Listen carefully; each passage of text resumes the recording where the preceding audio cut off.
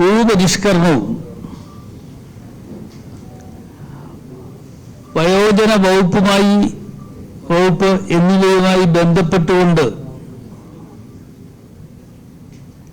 നിയമനിർമ്മാണവുമായി ബന്ധപ്പെട്ട് UDF സർക്കാരിന് ചില നിർദ്ദേശങ്ങൾ സമർപ്പിക്കാൻ തീരുമാനിച്ചിട്ടുണ്ട്.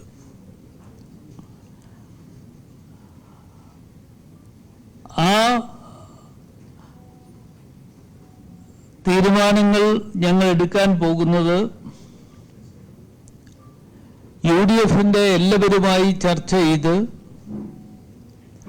ആ ചർച്ചയുടെ അടിസ്ഥാനത്തിലായിരിക്കും ആ നിർദ്ദേശങ്ങൾ സമർപ്പിക്കാൻ പോകുന്നത്. അതുകൂടാതെ തന്നെ ഇന്ന് ഏറ്റവും അധികം ചർച്ച ചെയ്യപ്പെട്ട ഒരു വിഷയമാണ് മദ്യനയം. മദ്യനയവുമായി ബന്ധപ്പെട്ടുകൊണ്ട് UDF ഒരു ഉപസമിതിയെ പ്രഖ്യാപിക്കുന്നതാണ്. ആ ഉപസമിതിയെ പ്രഖ്യാപിച്ചുകൊണ്ട് കാര്യങ്ങൾ പഠനം നടത്തുകയും അതിൻ്റെ അടിസ്ഥാനത്തിൽ ഉള്ള തീരുമാനങ്ങൾ, ആ പഠനത്തിൻ്റെ അടിസ്ഥാനത്തിലുള്ള തീരുമാനങ്ങൾ ഗവൺമെന്റിനെ അറിയിച്ച് അത് നടപ്പാക്കുവാൻ വേണ്ട നടപടികൾ ഗവൺമെന്റ് സ്വീകരിക്കുന്നതാണ്. അതുപോലെ ബോർഡുകളുടെ കാര്യത്തിലാണെങ്കിലും കോർപ്പറേഷന്റെ കാര്യത്തിലാണെങ്കിലും ചർച്ച ഏതാനും ദിവസങ്ങൾക്കുള്ളിൽ തന്നെ നടത്തി അതിന് പൂർത്തീകരണം ഉണ്ടാകുന്നതാണ്. ആ ചർച്ച നടക്കുന്നതോടൊപ്പം തന്നെ ഇന്ന് LDF ഇരിക്കുന്ന ബോർഡുകളാണെങ്കിലും കോർപ്പറേഷനുകളാണെങ്കിലും വഹിച്ചുകൊണ്ടിരിക്കുന്ന സ്ഥാനമാനങ്ങൾ അവർ സ്വയമേവ രാജിവെക്കുകയാണ് ചെയ്യേണ്ടിയിരിക്കുന്നത്. ഒരു ഗവൺമെന്റ് എന്നുള്ള നിലയിൽ ചില തീരുമാനങ്ങൾ കൈക്കൊള്ളുമ്പോൾ ഞങ്ങൾ ഇരിക്കുന്ന ബോർഡുകൾ പിരിച്ചുവിട്ടു എന്നും അതല്ല എങ്കിൽ അത്തരത്തിൽ പരാതികൾ പറയുവാനുള്ള ഇടം ഉണ്ടാക്കാതെ മാന്യമായി പിരിഞ്ഞു പോകുന്നതാണ് ഏറ്റവും നന്നായിരിക്കുന്നത് എന്ന് കൂടി പറയാൻ ആഗ്രഹിക്കുകയാണ്. LDF സർക്കാർ തകർത്തെറിഞ്ഞ കേരളത്തിൻ്റെ സമ്പദ് വ്യവസ്ഥ മെച്ചപ്പെടുത്തുവാൻ സർക്കാർ എടുക്കുന്ന തീരുമാനങ്ങൾക്ക് UDF പിന്തുണ നൽകുന്നതാണ്. സ്വകാര്യ നിക്ഷേപവും വിദേശ നിക്ഷേപവും കൊണ്ടുവരുവാനുള്ള ശ്രമങ്ങളെ UDF പിന്തുണയ്ക്കുന്നതാണ്. അതുകൂടാതെ UDFനെ സംബന്ധിച്ചിടത്തോളം എല്ലാ മാസങ്ങളിലും കൂടുവാൻ തീരുമാനങ്ങൾ എടുത്തിട്ടുണ്ട്.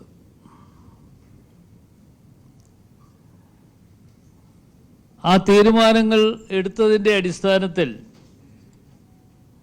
ഗവൺമെന്റ് വന്നിട്ട് ഏതാനും ദിവസങ്ങൾ മാത്രമേ ആയിട്ടുള്ളൂ എങ്കിലും 100 ദിവസം കൊണ്ട് നടപ്പാക്കേണ്ട കാര്യങ്ങൾ അത് ഏറ്റെടുത്ത് അതാത് മന്ത്രിമാർ അതിന് പ്രത്യേകം ശ്രദ്ധിക്കണമെന്നും അത് ശ്രദ്ധയോടുകൂടി ജനോപകാരപ്രദമാക്കി മാറ്റിയെടുക്കണം എന്നും ഉള്ള നിർദ്ദേശങ്ങൾ UDFന്റെ ഈ യോഗത്തിൽ ഉണ്ടായി. അതനുസരിച്ച് അവിടെ എത്തിച്ചേർന്ന മന്ത്രിമാർ അതിനാവശ്യമായ നടപടികൾ സ്വീകരിക്കുവാനും മുഖ്യമന്ത്രി തന്നെ മറ്റ് മന്ത്രിമാർക്ക് വേണ്ട നിർദ്ദേശങ്ങൾ അടിയന്തരമായി നൽകുവാനുമുള്ള തീരുമാനങ്ങൾ എടുത്തിട്ടുണ്ട്.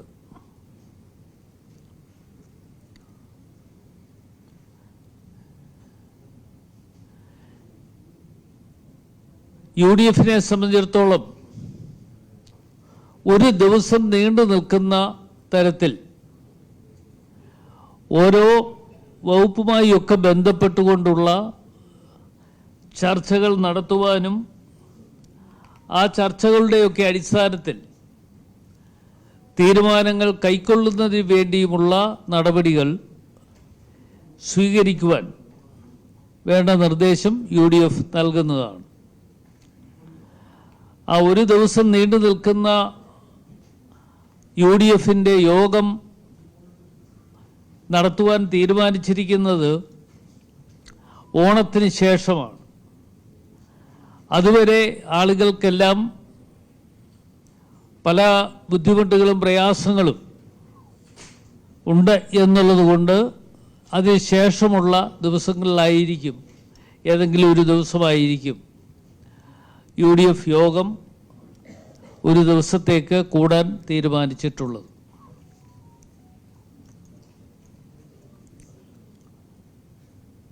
ഇത്രയും കാര്യങ്ങളാണ് ഇന്നത്തെ UDF യോഗത്തിൽ വെച്ച് എടുത്തിട്ടുള്ള പ്രധാനപ്പെട്ട തീരുമാനങ്ങൾ.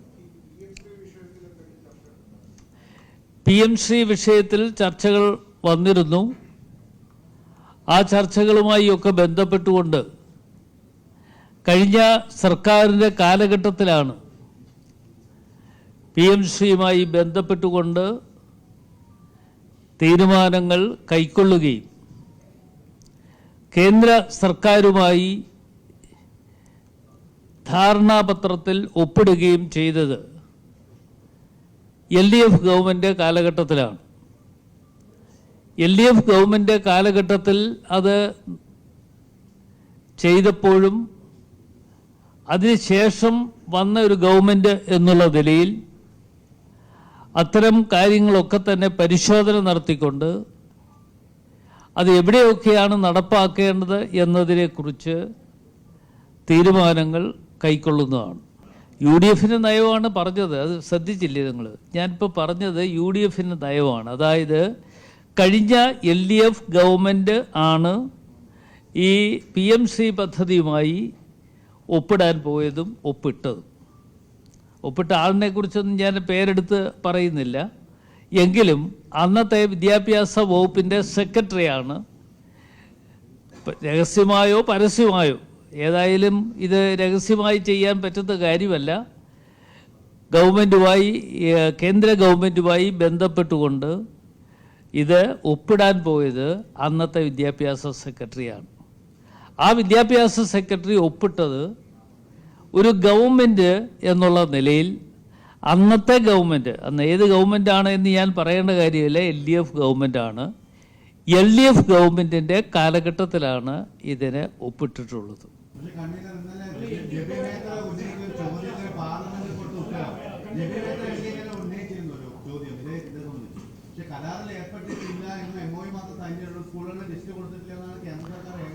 അല്ല, ഞാനത് പറഞ്ഞല്ലോ, അത് ഞാൻ പറഞ്ഞത് ശ്രദ്ധിച്ചില്ലേ? ഞാൻ പറഞ്ഞത് ആ ചോദ്യത്തിന് മറുപടി കേന്ദ്ര ഗവൺമെൻറ് കൊടുത്തു, MOU ഒപ്പിട്ടു. ആ MOU ഒപ്പിട്ടു എങ്കിലും ഏതൊക്കെ വിദ്യാഭ്യാസ സ്ഥാപനങ്ങളാണ് നടപ്പാക്കേണ്ടത് എന്നതിനെക്കുറിച്ച് ഞങ്ങൾ തീരുമാനിക്കും.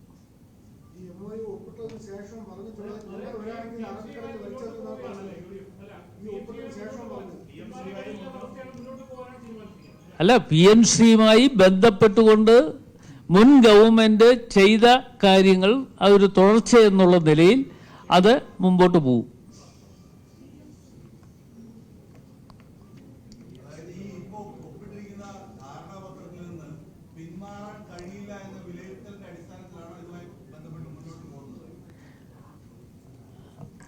അത് പിന്മാറാൻ പറ്റില്ലല്ലോ. അതെ, കേന്ദ്ര ഗവൺമെൻറ്റുമായി ബന്ധപ്പെട്ടുകൊണ്ട് ഒരു MOU സൈൻ ചെയ്തതിന് ശേഷം, അതല്ലെങ്കിൽ അന്ന് സൈൻ ചെയ്യാൻ പോകരുത്. അന്നത്തെ വിദ്യാഭ്യാസ വകുപ്പ് മന്ത്രി എന്നുള്ള നിലയിലും അന്നത്തെ ഗവൺമെൻറ് എന്നുള്ള നിലയിലും LDF ഗവൺമെൻറ് കൊടുത്ത നിർദ്ദേശം അനുസരിച്ചാണ് അന്നത്തെ വിദ്യാഭ്യാസ സെക്രട്ടറി ഈ MOU ഒപ്പിട്ടത്. അത് നടപ്പാക്കുക. അത് കേന്ദ്ര ഗവൺമെൻറ്റിൽ നിന്നും ലഭ്യമാകുന്ന ഫണ്ട് എവിടെയൊക്കെ വിനിയോഗിക്കണം എന്നതിനെക്കുറിച്ച് UDF തീരുമാനിക്കും.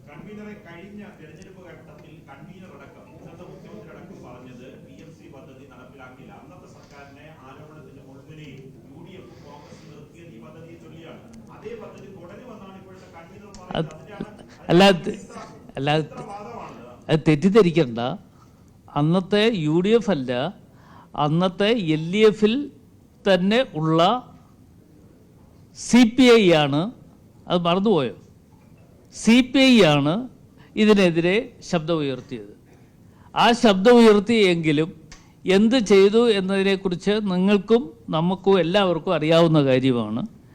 അപ്പോൾ കഴിഞ്ഞ ഗവൺമെൻറ്റിൽ തന്നെ ഉണ്ടായ അവസരങ്ങൾ അത് മറച്ചു വെക്കാൻ വേണ്ടി ശ്രമം നടത്തിയതാണ്.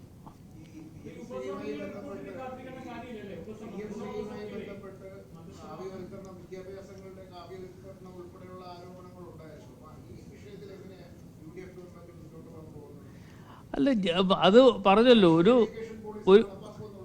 ഒരു വിദ്യാഭ്യാസ സ്ഥാപനത്തിൽ എവിടെ ഇത് നടപ്പാക്കണം എന്നതിനെക്കുറിച്ച് തീരുമാനങ്ങൾ അതാത് ഗവൺമെൻറ് എടുക്കാം.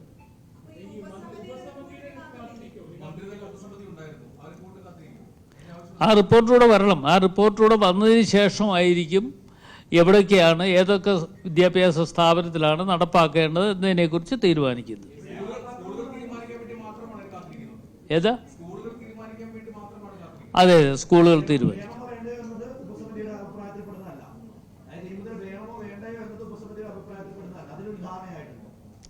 ഇല്ല, ഇത് ഞാൻ പറഞ്ഞല്ലോ.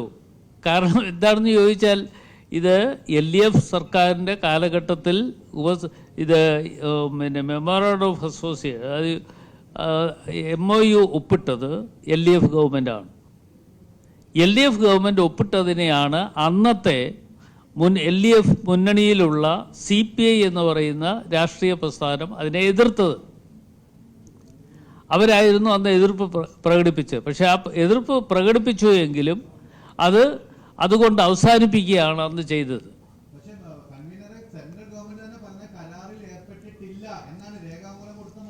നോ നോ നോ നോ ആ ഉത്തരത്തിന്റെ ഒന്ന് പറഞ്ഞ കാര്യം ഒന്ന് പറയാറ്. അല്ലല്ല, അത് വന്ന കാര്യം അങ്ങ് തന്നെയാണ് ഇവിടെ ഉന്നയിച്ചത്. അതുകൊണ്ടാണ് ഞാൻ പറഞ്ഞത്.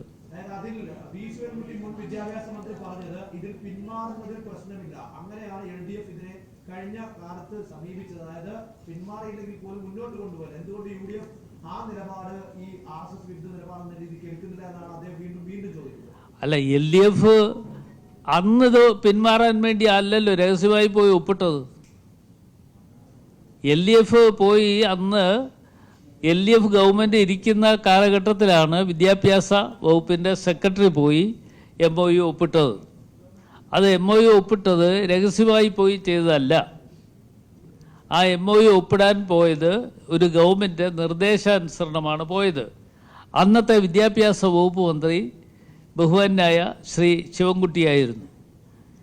അദ്ദേഹം അത് ചെയ്തതിന് ശേഷമാണ് അന്നത്തെ LDF തന്നെ ഈ വിഷയങ്ങൾ ഉണ്ടാവുകയും ആ വിഷയങ്ങൾ ഉന്നയിച്ചതിന് ശേഷം അതിൽ നിന്ന് രക്ഷപ്പെടുന്നതിന് വേണ്ടി അന്ന് ചില കാര്യങ്ങളൊക്കെ പറഞ്ഞ് രക്ഷപ്പെടാൻ വേണ്ടി ശ്രമം നടത്തി.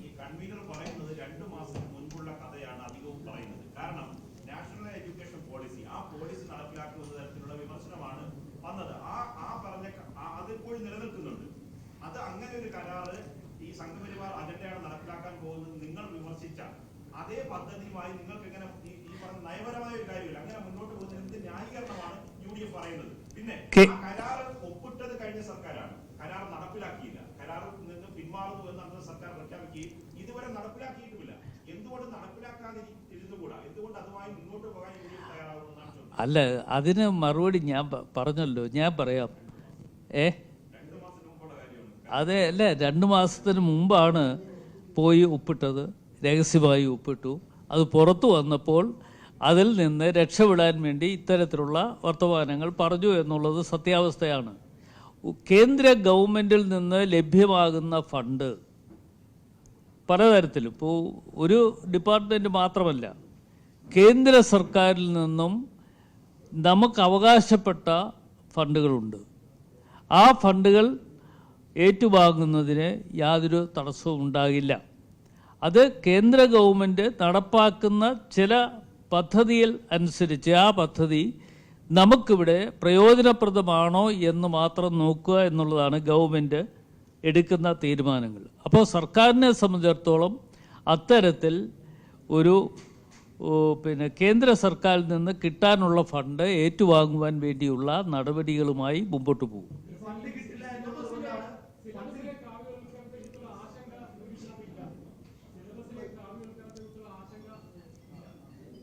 ഇല്ല, അത് അങ്ങനെയല്ലല്ലേ ഞാൻ പറഞ്ഞു. പറഞ്ഞ വാക്കുകൾ നിങ്ങൾ കേട്ടില്ലയോ? അതങ്ങ് നോക്കിയാൽ മതി.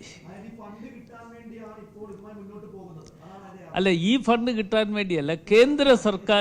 കേന്ദ്ര ഗവൺമെൻറ്റിൽ നിന്നും ഒരു സംസ്ഥാനത്തിന് ലഭ്യമാകേണ്ട വിവിധ മേഖലകളിൽ നിന്ന് ലഭ്യമാകേണ്ട ഫണ്ടുകളുണ്ട്.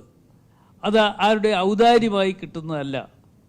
അത് കേന്ദ്ര ഗവൺമെൻറ് എന്നുള്ള നിലയിൽ ഓരോ സംസ്ഥാനത്തിനും നൽകുന്ന ഫണ്ട് എന്നുള്ള നിലയിൽ അത് ഏറ്റുവാങ്ങുക എന്ന് പറയുന്നത് ഒരു ഗവൺമെൻറ് ഉത്തരവാദിത്വമാണ്.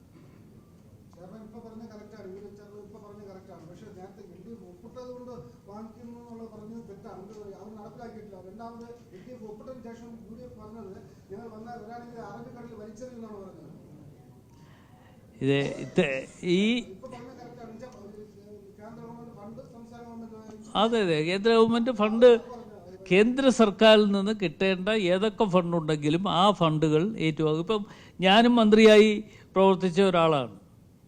കേന്ദ്ര ഗവൺമെൻറ്റിൽ നിന്നും ഓരോ മേഖലകളിലും കിട്ടാനുള്ള ഫണ്ടുകൾ അതാത് മേഖലകളിൽ നിന്ന് ഏറ്റുവാങ്ങുവാൻ വേണ്ട നടപടികൾ സ്വീകരിച്ചിട്ടുള്ള ഒരു വ്യക്തി കൂടിയാണ്.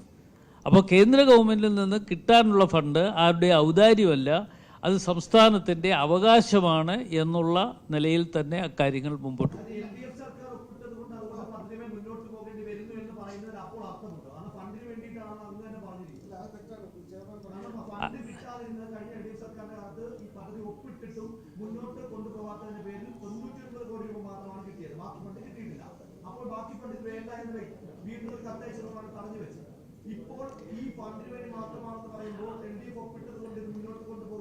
അല്ല, അങ്ങയുടെ തെറ്റിദ്ധാരണയാണ് ഇത്. അതുകൊണ്ട് അവിടെ തടഞ്ഞു വെച്ചു എന്നോ അല്ലെങ്കിൽ അത് വേണ്ട എന്ന് പറഞ്ഞു എന്നും പറയുന്ന ഒരു തെറ്റിദ്ധാരണയാണ്. ആ ഒരു തെറ്റിദ്ധാരണ മാറ്റുന്നതാണ് നല്ലത്.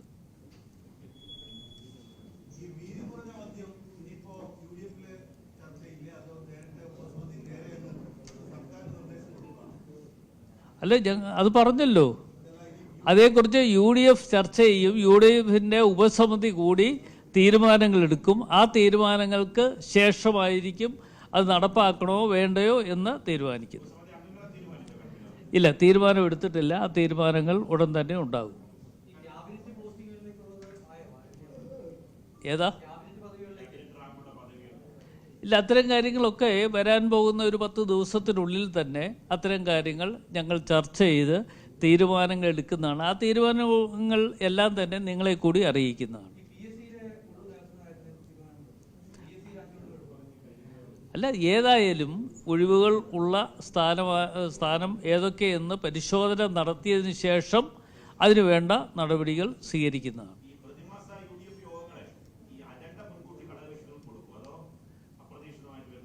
അല്ല, അതൊക്കെ ചിലപ്പോൾ അജണ്ട നേരത്തെ കൊടുക്കാൻ പറ്റില്ല. ചില കാര്യങ്ങൾ ഇപ്പം അങ്ങ് പറഞ്ഞ പോലെ ചിലപ്പോൾ അപ്രതീക്ഷിതമായിട്ടുള്ള ചില വിഷയങ്ങളുണ്ടായാൽ ആ വിഷയങ്ങൾ കൂടി ചർച്ച ചെയ്യേണ്ടി വരും. ആ ചർച്ച ചെയ്യേണ്ട ഇതിന് നേരത്തെ കാലം കൂട്ടി ഇന്നതാണ് എന്ന് പറയാൻ പറ്റില്ല. അത്രയേ ഉള്ളൂ.